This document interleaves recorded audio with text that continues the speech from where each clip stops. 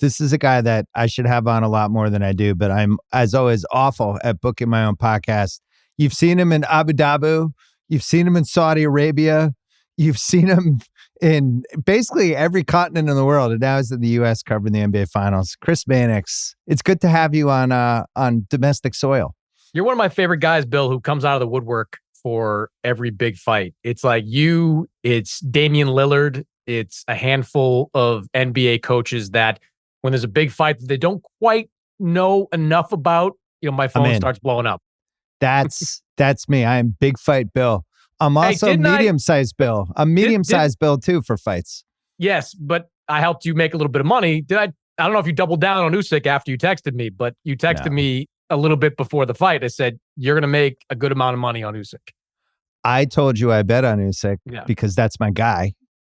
I love him. But in general, there's been a lot of good pay-per-view fights that are just interesting enough to justify paying for them. Mm-hmm. But you wouldn't be telling your grandkids about any of them. That's where we've landed with boxing, at least until Tank gets the right challenger. Yeah. But we're not here to talk about boxing. We're here to talk about a Boston Celtics team that came out at 2-0 in Boston on Sunday night, and it felt like they had solved Dallas. I was trying to restrain myself on the pod with Russillo, but everything I had seen, we've seen so many times in the finals or in really major series. There hits a point with a series where you feel like one team has figured out the other team. And I felt that way in game 2. It's like they had just figured out Dallas. You remember this happened with Golden State in 2002 in game 4. At some point in game 4, Golden State just figured out Boston, and it was a wrap after that. I felt that way with Mavs Clippers round 1. I went to game 5. I was like, shit, really seems like Dallas has just figured the Clippers out. And it felt like Boston had figured them out. Now we're pulling Porzingis possibly out of this. So now what happens? Man, when it comes to Porzingis and his availability, my panic level is an 11.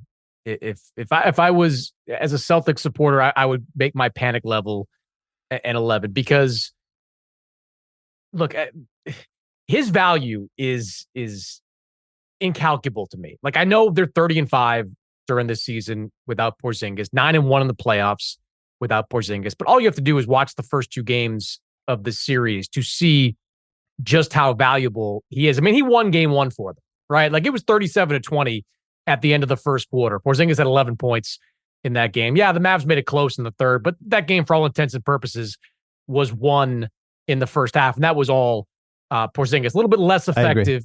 A little bit less effective in game 2, but he still got his points, still had some rebounds, still was a menace, defending shots at the rim. Without him, I think this becomes a losable series for the Celtics. I do believe that. I have faith in Al Horford to step up, and I don't have the numbers in front of me, but Al Horford, when he plays 30 minutes or less, he's a lot better than Al Horford who plays 30 minutes or more. He's just not a 30-plus per minute game per game player. And that means we might see some Luke Cornett in this game 3 if Porzingis doesn't play. Or how about some Sam Hauser, who was just ripping off bricks in game 2 and looked like he lost his confidence? I think Hauser's going to play either way, though, right? Like, I thought he was really good in game 1. He was 2 for 3 from the floor, 2 for 2 from 3, and he defended. I mean, there were some Sam Hauser defensive moments in game 1. He was awful in game 2. But he's going to play no matter what.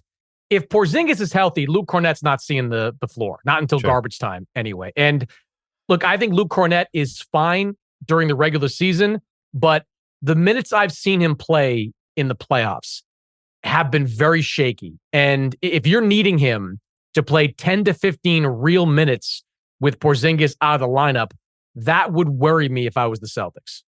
This is the Brissett spot that I've been crying for 2 months, because I actually think this is somebody that you can at least switch on defense with him. The KP thing, you mentioned the panic level being at 11. You meant 11 for the entire season, day after day after day. You didn't just mean this week. This is a constant thing of every game you get through where Porzingis is healthy, you feel great if you're a Celtic fan. And the irony of that game on Sunday night was the game probably should have been over 5 different times. And each time Boston just couldn't land the knockout blow. That was why it was weird doing the podcast that night with Russillo, because I was like trying to not be negative. The Celtics are up 2-0. They're 78-20, and we're nitpicking on, Tatum, I didn't love his shot selection. but there was a lack of just finish them off in that game where Dallas was dying to roll over and be done with it. And the Celtics just couldn't do it. Now it's close in the last 6-7 minutes, and that's when Porzingis gets hurt. So it was almost like them not being able to finish them off in the third quarter when Dallas looked like they were ready to go home, and Kidd put out Luka and Kyrie together when he normally rested them because he knew like this. If I don't save these 2 minutes here, we're done anyway. And then the Celtics can't finish them off. So I'm with you. They bring him in. He changes the game. He just makes it weird. He changes what Dallas wants to do offensively. He takes away their lobs.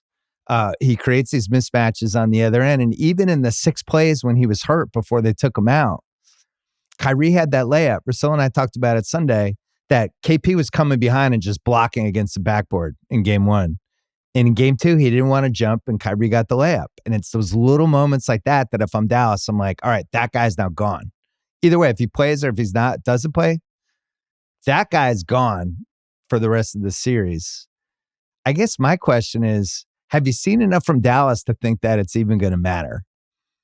Because this looks like a bad matchup for Dallas anyway. So let's pull Porzingis out. What does Dallas need to do now? What needs to happen? Well, I think for starters, and it's kind of cliche, I think some of their role players will make shots at home, right? Like I think PJ Washington will be better. I think Derrick Jones Jr. will be better. Josh Green will be better. These guys couldn't buy a bucket in that last game. But how much does that have to do with the corner threes, though? Yeah, I think that's a big part of it. But they took them away. They took them away, but they did miss some open looks. Like they missed some open threes in that game. And I think if you're Dallas, you can count on them being a little bit better at home. I just got to believe there's at least one Kyrie game out there. And look, I'm with the people that say it's a bad matchup for Kyrie. Not only does he have, 3 elite defenders coming at him in waves all game, and Brown, Holiday, and Derek White, they're also making him defend on the other end of the floor. They're putting him in action. Sometimes he's on a switch against Porzingis. Sometimes he's faced with Jaylen Brown. They're forcing him to expend energy on that end of the floor. But he's too good a player to be 0 for 8 in the next 2 games from 3. Like he's got to have at least one breakout game. And that game too was just close enough to make me believe if Kyrie has a breakout game and if some of these role players start making some shots, that they can take one of them, probably game 3. And then all of a sudden you're looking at game 4 and you're saying, is Porzingis going to play in that one? What's he going to look like? Then all of a sudden the pressure kind of shifts back to Boston for that one. And that's why I think that this is still very much a series, maybe more so if Porzingis is out. I don't agree with you on the Kyrie thing, but I see the point. Okay. No, I see the point. You're right, because he missed how many open threes in the first 2 games? 0 for 8 from 3. Maybe 5 of them were wide open. Yeah. On the other hand, I thought what they were making Dallas do, and this is whether Porzingis was in the game or not, was just a lot of one-on-one stuff and a lot of, hey, Luka and Kyrie, why don't you pretend you're in a sports movie and dribble through your legs a few times and try to beat whoever's guarding you, which I don't really think is how Dallas advanced through the first 3 rounds. So I don't see that changing as much. I'm with you on the role players. The role players that, to me, are going to be helped the most without Porzingis are the 2 centers. Because now maybe the lob threat comes back in a little more. Great point on Horford. The other thing is it's Wednesday, Friday. This was the worst possible time for this injury to happen, right? Because first game Sunday after 9 days off, and then or Thursday, and then Sunday was second game, had some time off. Then Wednesday, this game 3. But then playing Friday, all of a sudden the series could be 2-2 in 50 hours. So if you're putting huge miles on Horford in game 3, you also have to know we're playing in 2 days. Yeah, which Dallas has to know the same with Luka, to be fair. I mean, Luka, that one picture of him was wearing the full body wrap on the chest ribs and the full bag. I mean, he looked like he was preparing to film like a Saturday Night Live sketch or something. So I'm not sure that's going to help him that much either, but I obviously hurts Horford the most because he's old. Now, do you walk away from game 2 thinking Luka figured some things out? Because the 1 assist in game 1, he had 10 more in game 2. I thought the Celtics were sending more doubles in game 2 than they did in game 1. As I kind of forecast game 3, or look ahead to game 3, like if Porzingis is limited or not able to play, it becomes even more important not to send doubles, because we know if you send doubles at Luka, he's going to carve you up. He's going to find lobs. He's going to find corner threes. And without that rim protector in Porzingis, like the last thing you want if you're the Celtics is for Derek Lively to get any confidence. Like you don't want Daniel Gafford to start feeling himself, during these games. You want these guys. You want these guys shooting like 2 times. Like how many shots has Derek Lively taken and made in this series? Like 3. Like it's same thing with Gafford. He's been kind of out of control. I mean, he's had all kinds of dumb fouls, and he just is kind of running around like a chicken with his head cut But off. the last thing you want to give a young guy like that is any confidence. Like you want him to feel out of his element. You don't want him involved in the game. So if I'm the Celtics, like I'm looking at Jaylen Brown, I'm looking at Drew Holiday, I'm saying, we're going to leave you guys alone on an island for the most part. Like if Luka gets 50 on you, okay, that's the way it's got to be. But we can't afford now more than ever to send extra bodies, because we don't want to make Al Horford defend the rim, all that often. And I don't believe that Luke Cornett can do it. So I think defending Luka one-on-one in this game 3 is going to be huge. I noticed 2 things just from going to both games. One is that I thought he got noticeably tired in the second halves of both games, like really just kind of peaked for the first hour of the game and then held on after that, because there was a moment in game 2 and it seemed like he was going to go for 60 points. And the Celtics were really concerned with not letting him just get that open 28-footer. And anytime, because you don't think he's in 3-point range, but he always is. And it's just this thing. It used to be the biggest flaw with Robert Williams. Remember how many times for Robert Williams, he was always 2 feet further back than where the guy was. And you knew it in real time. Like, oh, that guy's going to shoot a 3 over Rob. He's not going to see it in time. And noticing the Celtics bench a couple of times when people would forget that Luke had the 28-foot range, and the Porzingis fell asleep on one. And all the coaches get mad. It's like you can tell they've just been like the whole, lead up to the series. When that guy is in this territory, 28 feet away for shooting. So I thought they took those away, and I thought he got tired as the game went on. The bigger thing that I noticed in person, and then there was a great YouTube clip today of all the times people blew by Luka in game 2. It's like 20 times, and they're blowing by him, and he kept doing the Matador. Like he should change his name to Luka Luis Castillo Doncic, because he was doing the Matador wave by, but then trying to pick the guy from behind, and that just became his move. But every Celtic was just going by him. There were times when he was lost and wandering around. I don't know how much of that had to do with him being tired, hurt, whatever, but I think the Celtics are going to look at that. Everyone's talking about what's going to happen on the defensive without Porzingis. I think there's so much meat on the bone with attacking Luka, and they really were figuring that out in game 2. What'd you think of my theory? I just don't understand why Tatum doesn't take 12 to 15-foot shots. Over and over again, he's just going by Luka and just not rising up Durant style. He feels like he just has to keep going and get to the rim somehow and either kick out or shoot a layup. What's happened to his 12-foot shot? Why is it gone? I mean, don't you feel like that's been kind of drilled out of his game in recent years? In the last 2 years, right? Yeah. This is the Russillo theory about the Hanlonitis, basically, where you practice practice step back threes and drives, but nothing in between. I think the bigger problem with Tatum in these first 2 games is that he's not finishing with any kind of force, right? Like he looks more like the rookie and second year version of Tatum, who was trying to kind of artfully finish around the rim. Bubble Tatum. Length. Yeah, I want to see the Tatum we've seen the last couple of years. Just put on 20, 25 pounds of muscle and try to dunk over guys, go through guys. Jaylen Brown does that exceptionally well. Like how many times do you see Jaylen Brown kind of dip around and look for layups? He's going to the rim hard. Like he's trying to get fouled. He's trying to get to the free throw line.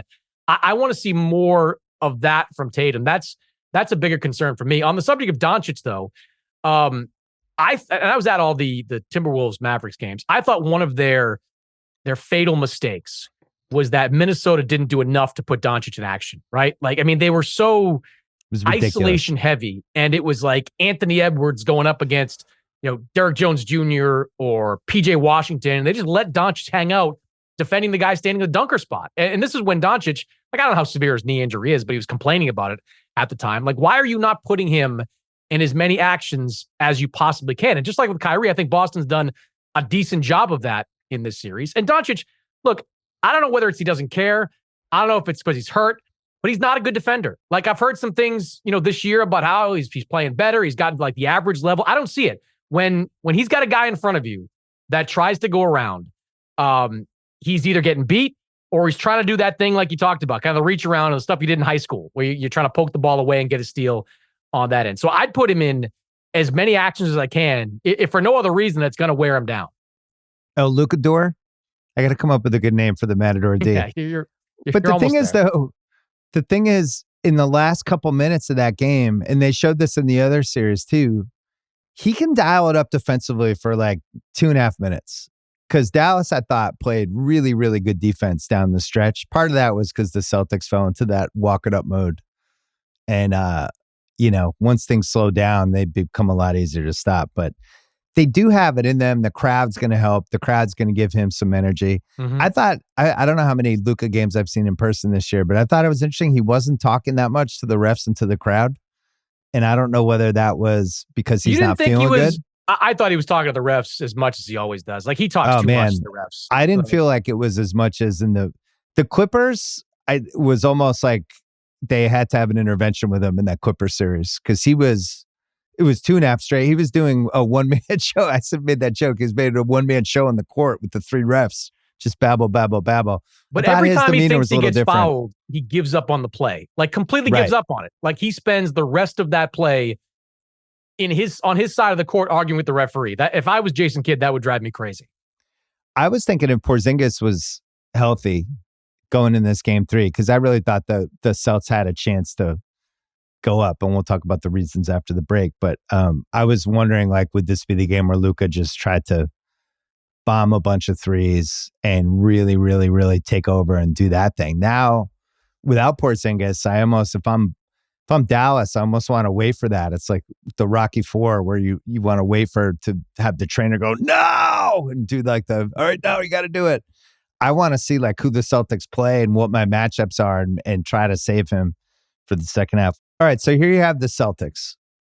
This has been an 8-year odyssey, 6 conference finals, and a really fascinating run. They're the second most successful team of the last 8 years, but of course they didn't win a finals. And coming out of the Garden on Sunday, it's like that was the game.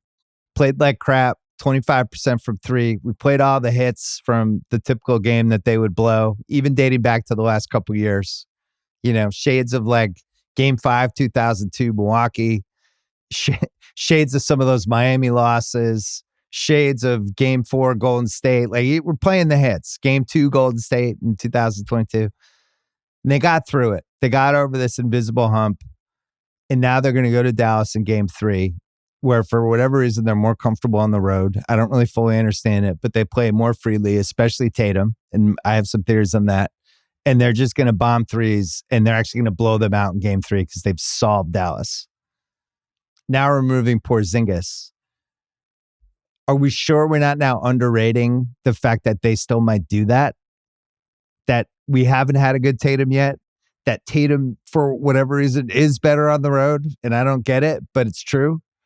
And that he seems to be a mismatch for Dallas because he's going by everybody and they're throwing 3 guys at him and he's still creating all these shots, but his shot's not going in yet. But if his shot starts going in, I don't know what their answers are. Anyway, talk it out with me. Is there a chance they come in and shoot the lights out? You've watched them all year. They've done this on the road over and over and over again. I think there's a chance because like every 6 weeks or so, they have a game like they had in Game 2 where they shoot sub 30%. It looks like they're taking too many threes. More often than not, they lose those games and it leads to like these classic Gary Washburn versus Joe Mazzulla moments at the press conference. Where it's a great local theater. Where Gary wonders why the Celtics don't drive more and Joe kind of fires back at him and says that they're all good shots. But oftentimes they lose those games. And generally speaking, they respond with more great ones, right? Because they are a great 3-point shooting team. Like a 0.1 percentage point for being the number 1 percentage team in the NBA last year. So I have confidence they're going to bounce back and have a good shooting night in Game 3. The Tatum question, though, is interesting because everything Dallas has done, regardless of what Jason Kidd says, everything Dallas has done in this series is geared towards making Tatum inefficient.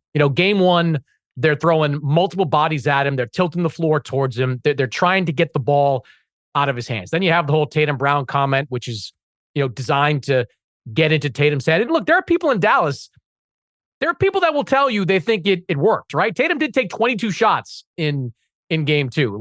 He did have the 12 assists, and that's what everybody's talking about. But he was 6 for 22 from the floor. So people in Dallas might tell you that maybe he was over-aggressive like they wanted him to be. But have you ever seen, Bill, more times where Jason Tatum was hunted defensively than game two? I've never seen it before. He was put in every action, and they were trying to go one-on-one with him, with Luka and Kyrie every single time. I'd never seen that before. Now, and Gafford. I don't think that's a reflection on Tatum as a defensive player. I think that's Dallas trying to wear down the best player on Boston and make him inefficient or more inefficient on the offensive end. So given that, I don't know.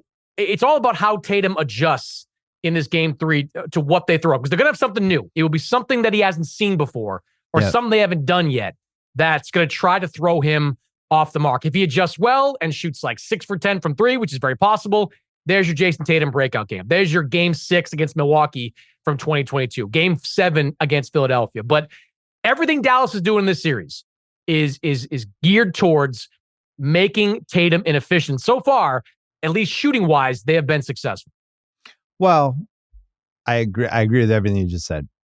I also think Boston can learn from some of the stuff that didn't work too. Because even just sitting there in game 2, one of the things my dad and I noticed was when Tatum was on the left side, about 30 feet back, with facing the dude, a lot of times the Celtics make the mistake of they have him facing the guy either straight ahead, so the rim's straight ahead of him, or he's on the right. And if he's on the right, he's not as good going to his left. He wants to go to his right. He wants to finish. He has that great Dr. J little swoop layup. And when he's on the left with some speed, he was just going by Luka, getting into the paint on his dominant hand. And then it's either a jump hook or it's like that scoop layup. And I'm wondering if they're going to shift where he has the ball in the spots for game 3. And I would encourage people in the first half, look where he's getting the ball with these spots, because with the same kind of looks, are they going to shift people around so that he's attacking kind of 45-degree diagonal with his right hand? And maybe that'll help him. Because I thought strategically some of the ways they were using Tatum, it didn't make sense to me. If he doesn't have his 3-point shot and he's attacking straight ahead, then everybody can come over and help, right? That's why Drew is open on those little passes sometimes. But it wasn't helping him kind of get unlocked. So they got to unlock him. The other thing is the more Horford plays, if Horford's hitting threes, that's eventually going to just open up more space for him in the middle, right? Whereas Porzingis, he was at the top. So if he's at the top, now Tatum has to be at a little bit of a weird angle. I don't know. I'm babbling, but I just feel like they're going to put him in better spots than he was in the last game. Well, two things. One, I thought Holiday bailed Tatum out big time in game 2. What was 6 of his 12 assists went to Holiday. And that's because Holiday is smart cuts. So smart.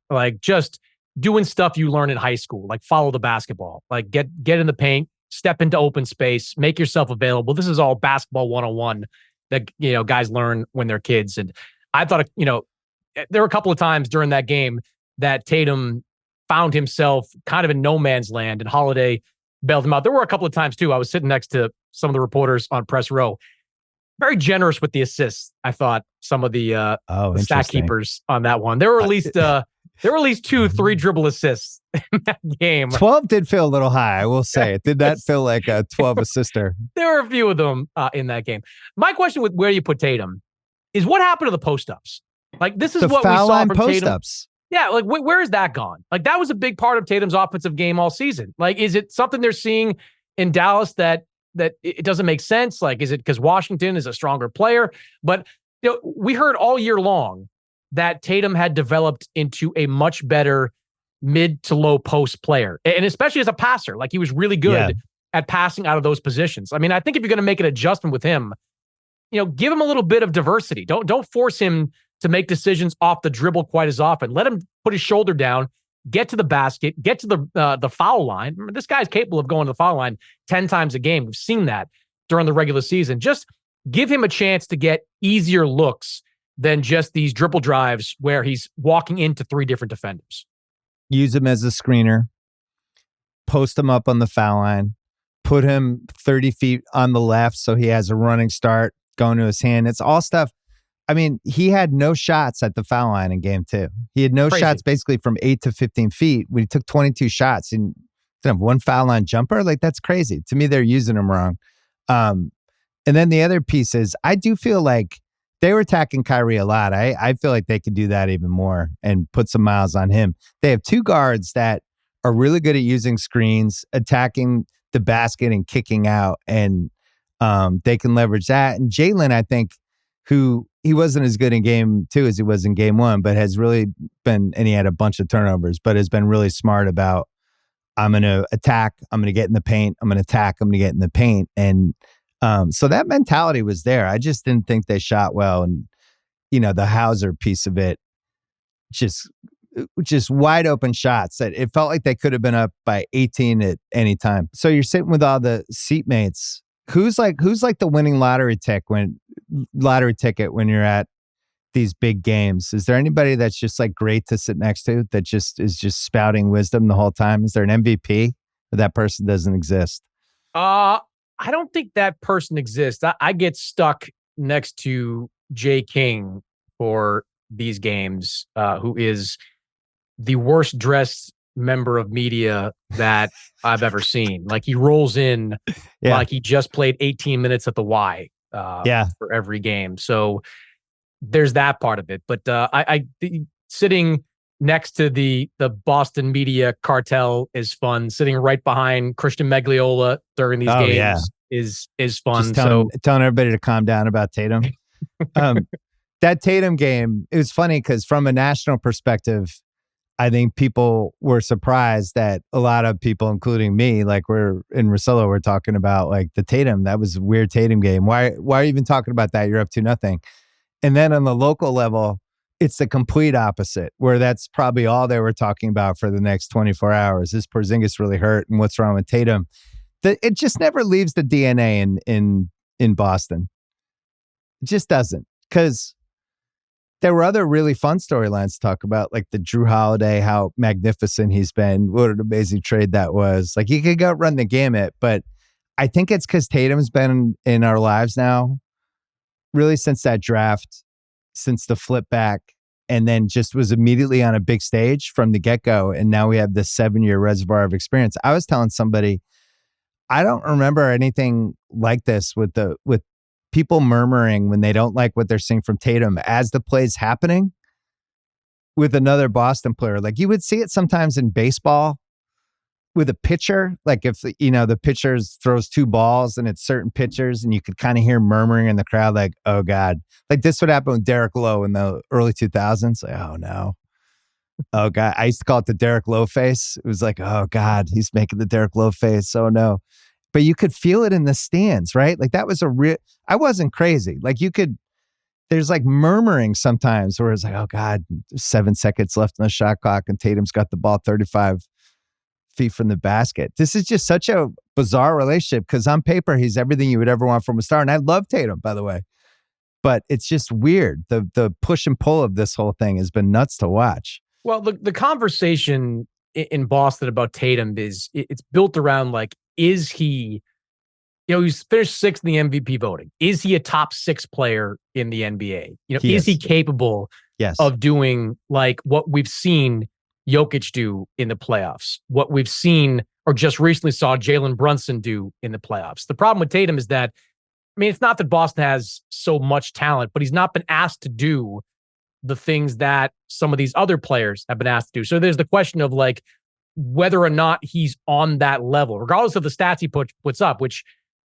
validate that, which prove that out, that he is on that level. That's what the conversation is like in Boston when it comes to Jason Tatum. Is he the guy on this team? And look, I all the stuff we've talked about, the 6 conference finals, now 2 NBA finals, right now, when it comes to Tatum, it's almost being used as a negative. if they win this series, and I think ultimately Tatum's going to have a big part in it. I mean, he's already played a big role, but if they get to 4 wins, he's going to have a massive scoring night in one of them. I'm convinced of that. If that happens, all of a sudden, all the stuff we're criticizing him for becomes part of a more positive narrative. It's like, well, he won 1 championship and he went to 6 conference finals and 2 NBA finals. So once you get that championship, all the times you came up short go from being negatives to part of a positive story, if that makes sense. Yeah, it's also a fundamental misunderstanding of why this team was so special. Like when the 2004 Pistons were ripping off wins and ended up just killing the Lakers in the finals, nobody was like, who's the alpha on this team? Is it Rip Hamilton or Chauncey Billups? It's almost like a fault of how we talk about basketball now. I think one of the great things about this Celtics team, and one of the reasons I thought they're going to win the series, is they can win games when Tatum isn't good. They can win games when Brown isn't good. And it's great with Porzingis. They could win games when Tatum and Brown weren't good. As long as those guys were out there and doing a bunch of different stuff, they could still kind of patch wins together. And that was what made them crazy. The Mavericks, especially this series, cannot win if Luka plays badly. And they probably can't win in Boston if Kyrie plays badly and Luka's like fine, not great, right? There's limits with both those guys. They just can't replace the offense. They scored 89 and 98 in those 2 games. They just can't put the points together. The Celtics can. And they can have these random games where they'll just hit 22 threes and maybe Tatum has one of them, So when I hear that stuff about, well, can he be the guy in a title team? It's like, well, they built a really good team. Like maybe that should be the topic. Like they have more depth at a high level than any teams in a while, right? You're probably going back to the mid 2010 Warriors. And if you're making a list of the top 60 players in the league, they have 5 of them, and they might even have 5 of the top, 45 or 50. So that's why I think the Tatum thing's kind of silly.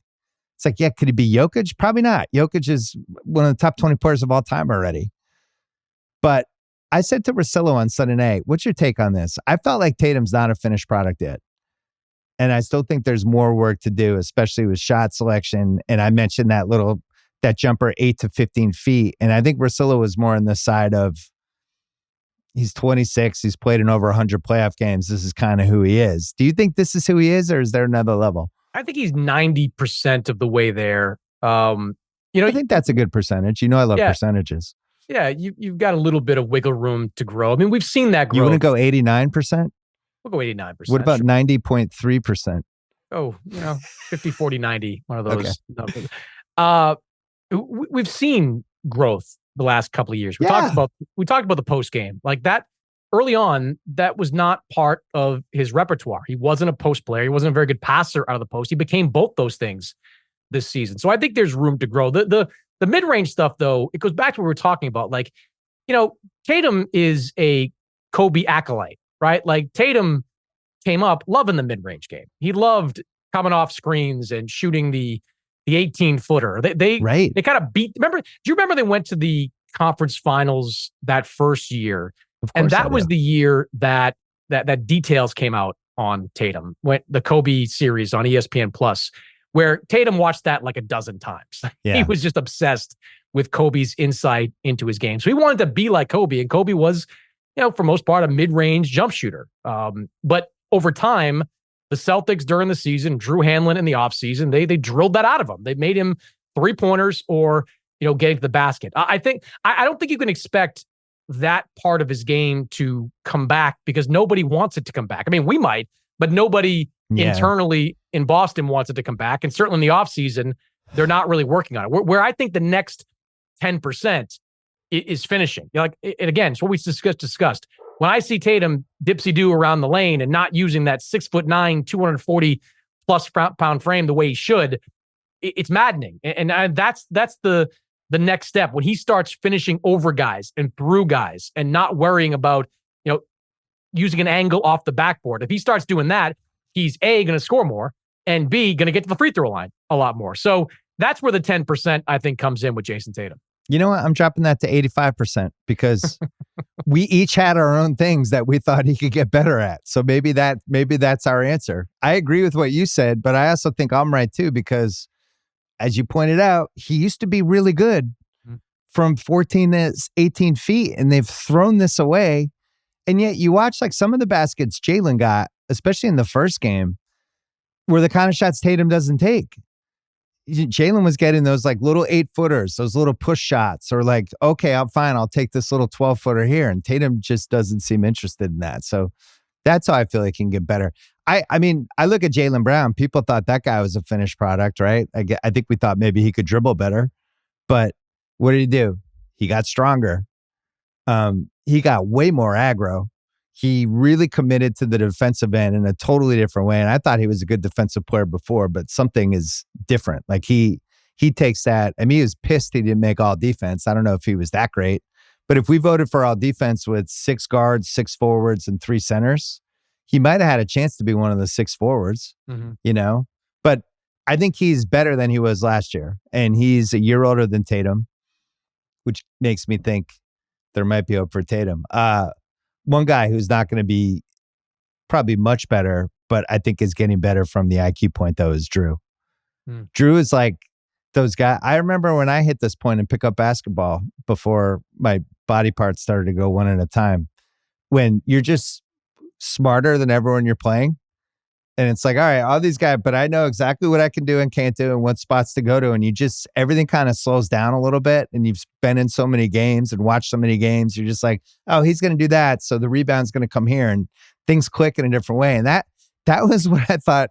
Drew is becoming like the old guy in the pickup game in some spots where, you know, he's like, oh, Tatum's going to take that shot. The rebound's going to go right here. I'm going to get it. He gets 11 rebounds. He's 6'3". And then the other thing is, anytime they wanted somebody to stop scoring, where did they go? It was Drew. So I think Drew has a real chance to be Finals MVP. It's weird he's plus 750 still.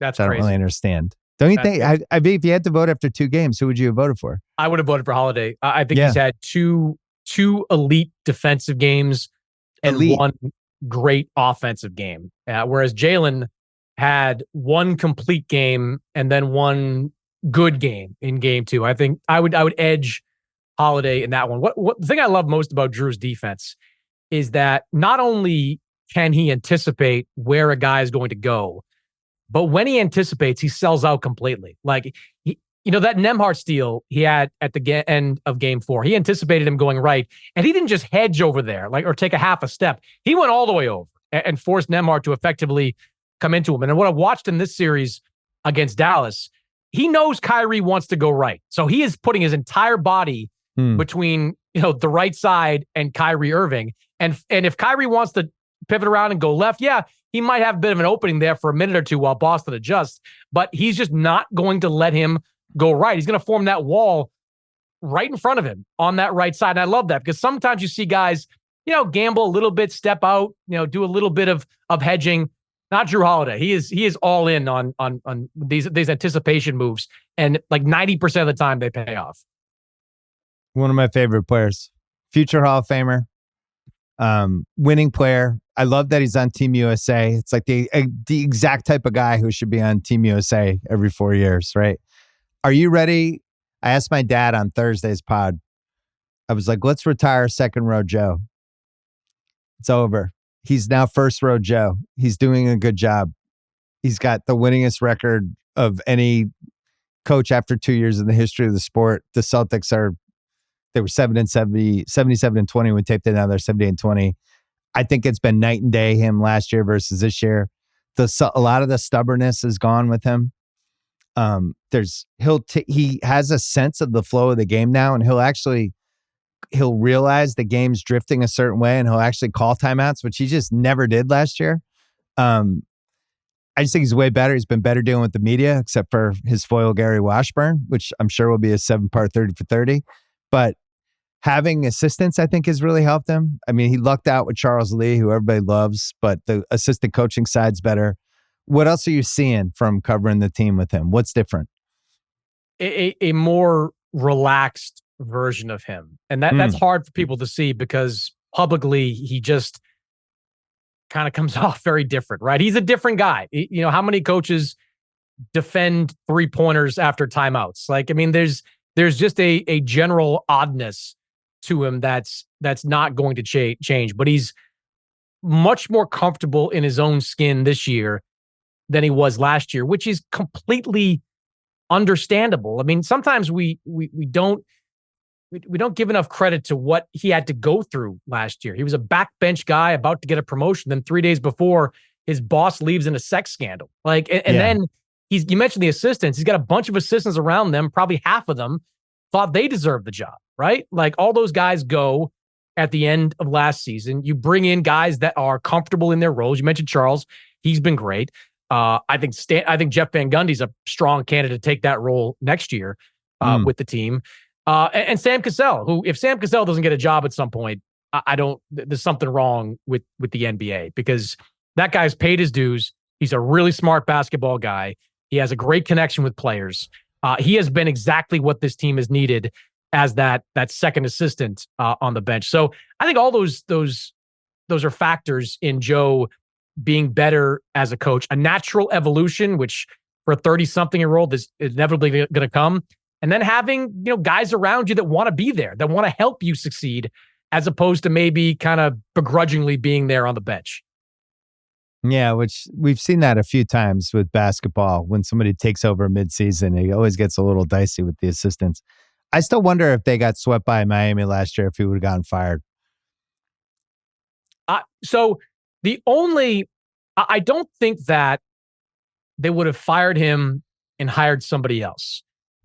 I think if they got swept last year, Wick Grousbeck probably would have looked at Brad Stevens and said, "You fix this.